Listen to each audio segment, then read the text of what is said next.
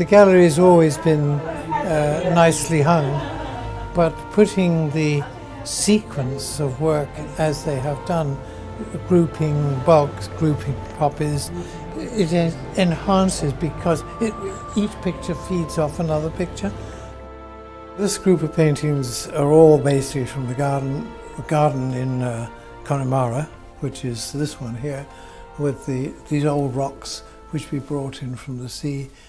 Some of them weigh half a ton, 3/4 of a ton. And the texture that you see on them is obviously millions of years old.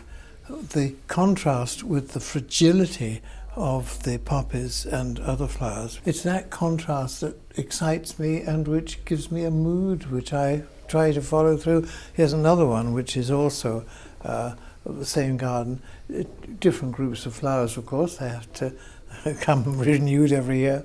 And all of these experiences, I find the colour exciting, contrasting with the almost monochromatic texture of the rocks. The difference is what gets me going, as it were. In this particular painting, it's part of the bog garden. The garden itself is made out of bog, and parts of it are really very boggy.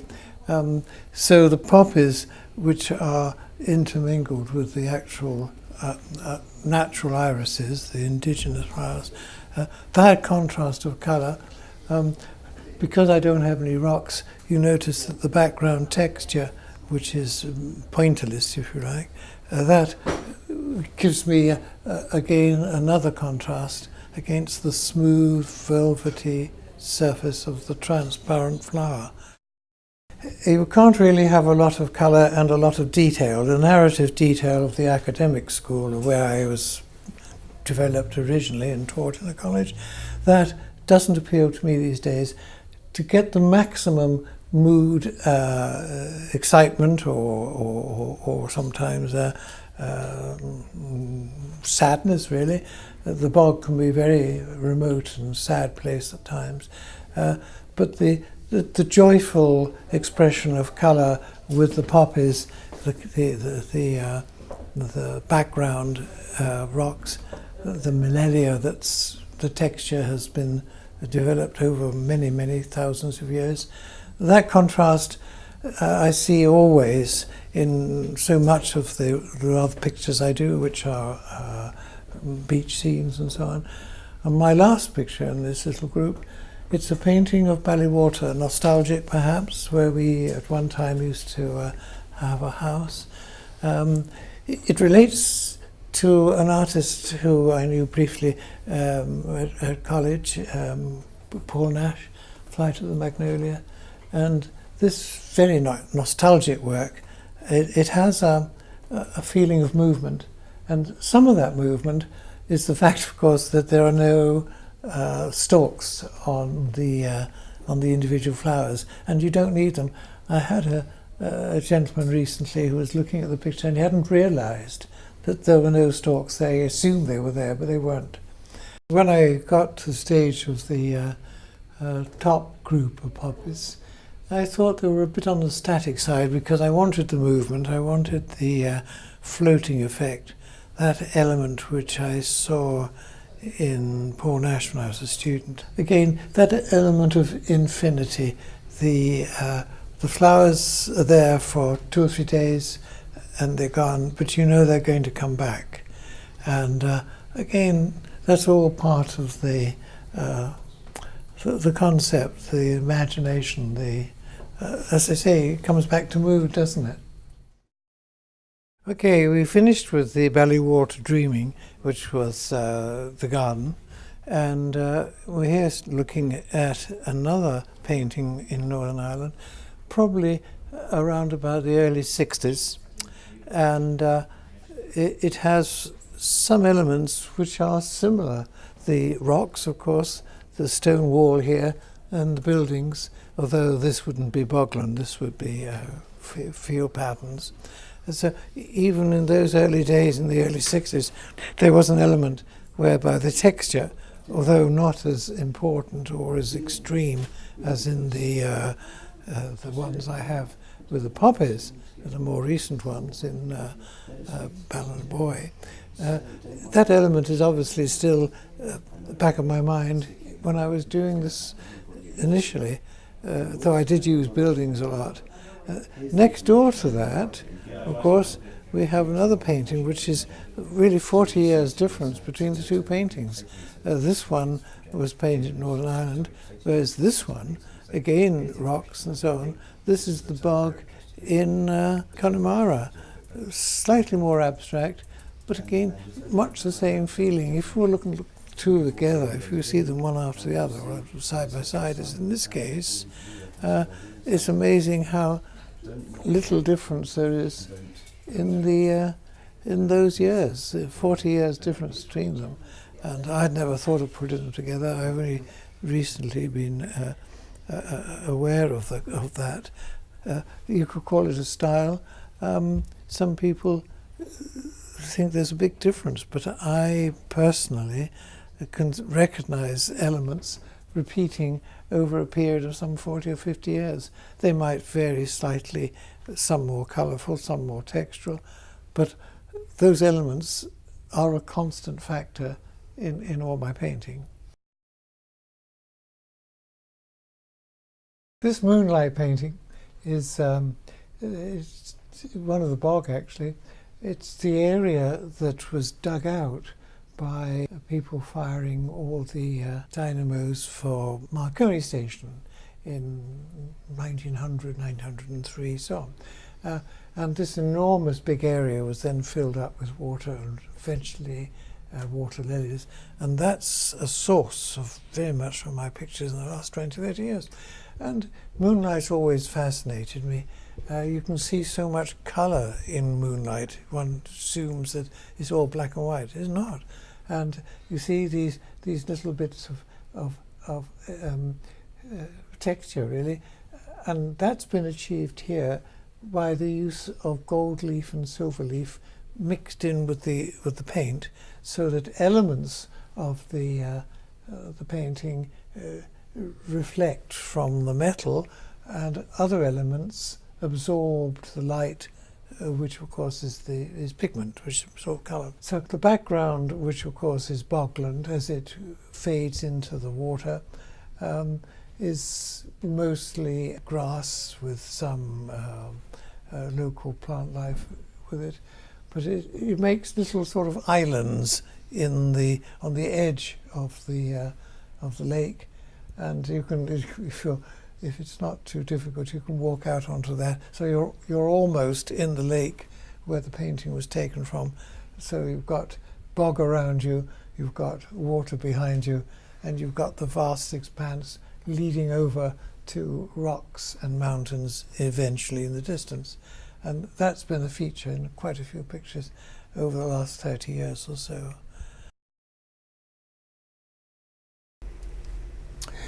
Some years ago, I found two fields in Devon, quite near where we have a house, and they were obviously experimenting with a new crop.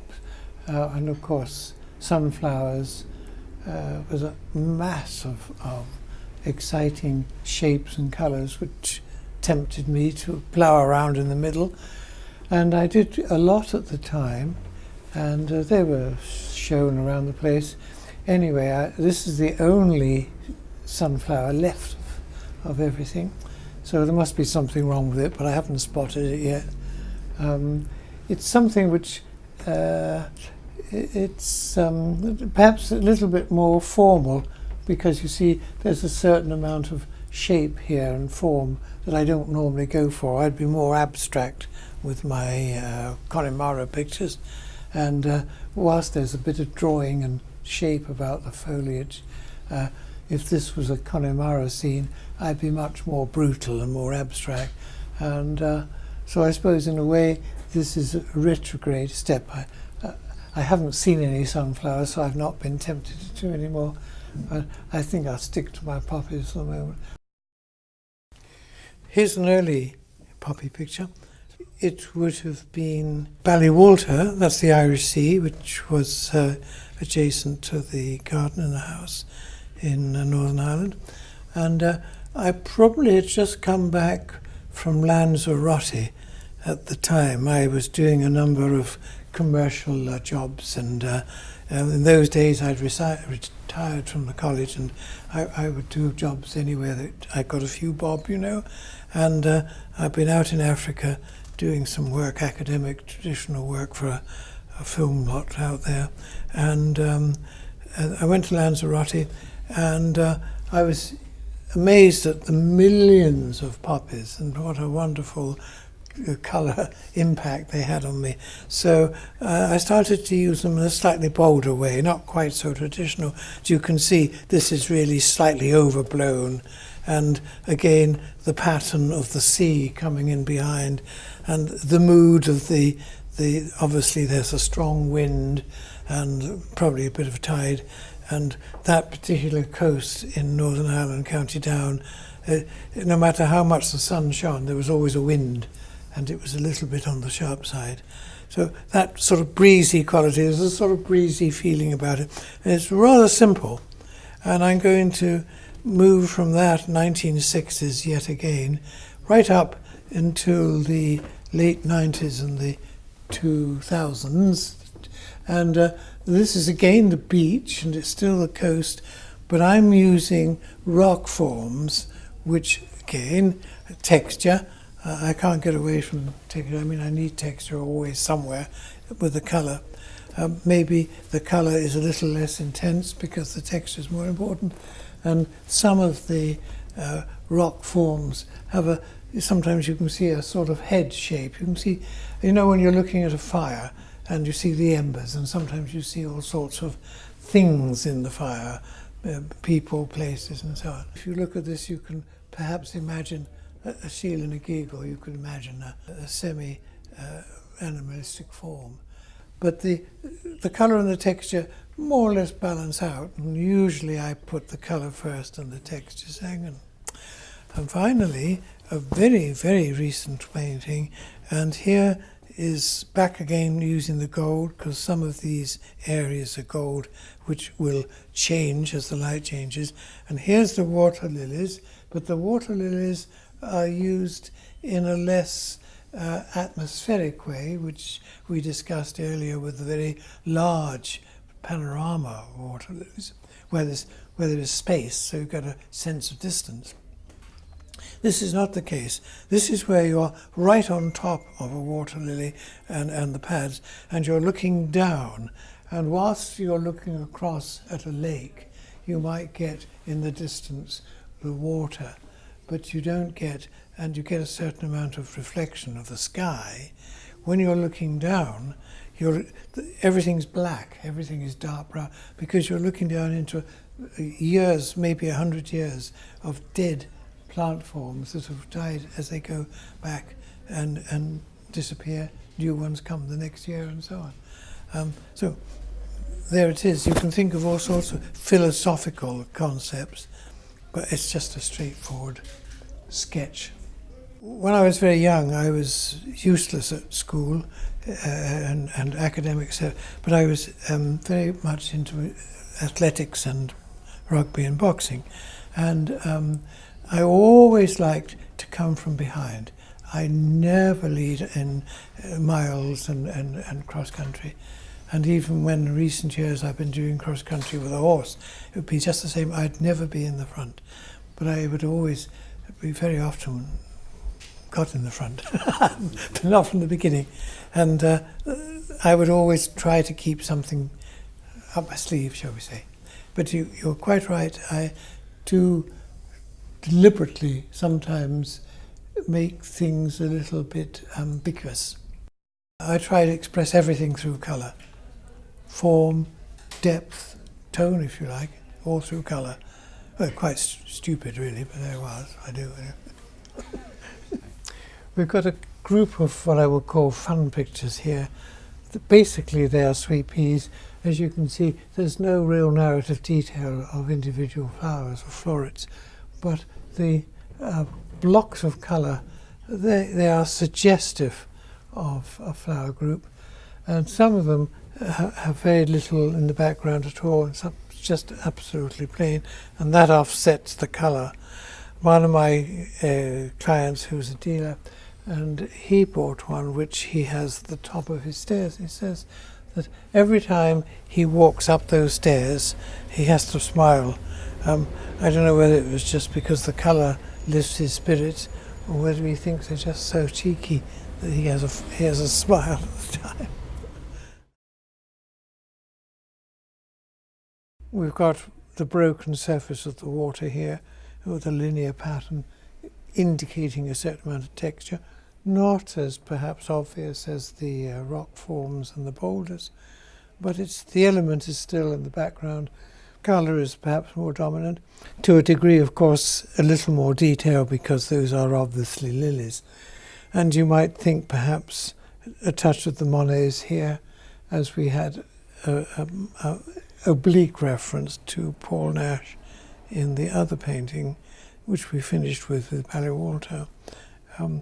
It's still very much the use of primary colours, red, blue, yellow, and that's going to be more dominant in a moment when we look at the next painting, which is here.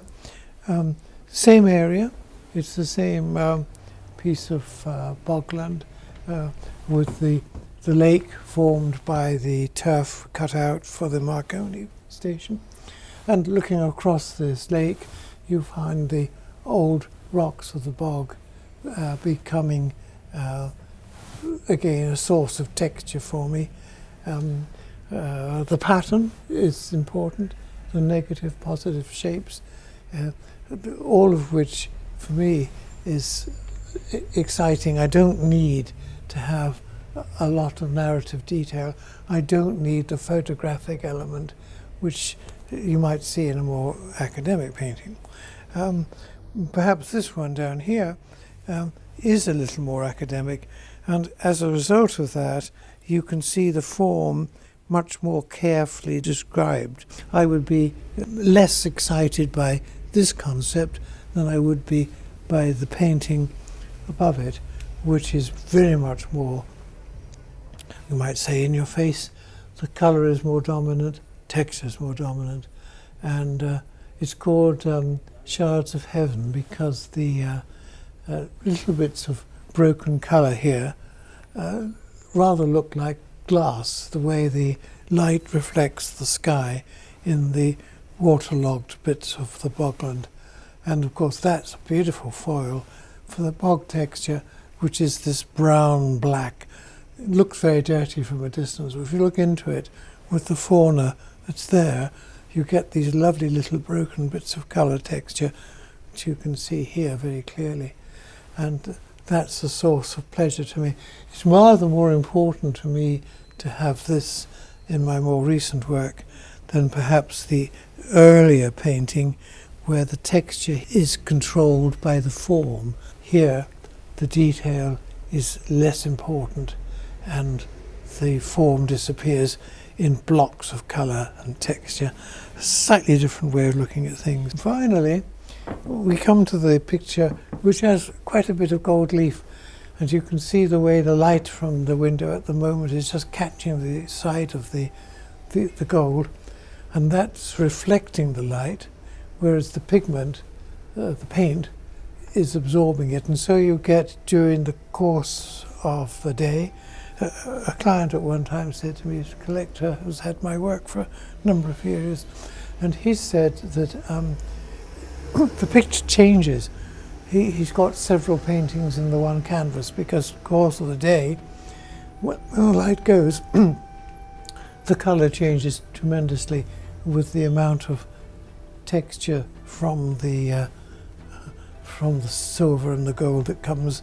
Sometimes disappears entirely, and when the light catches it, it flickers through. You get a sense of movement, which appeals to me rather. So it's all, again, contrast. I like a picture with plenty of contrast. I was smitten with Van Gogh many years ago. His paintings affected me when I was a student, and Matisse, and you can see how applying that perhaps to the Irish landscape has been a part of my life for the last 50 years.